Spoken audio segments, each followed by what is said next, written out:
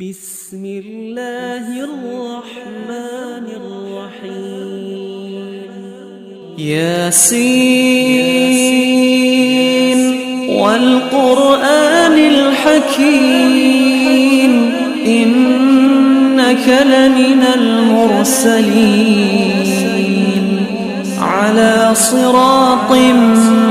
مستقيم تنزيل العزيز الرحيم لتنذر قوما ما أنذر آباؤهم فهم غافلون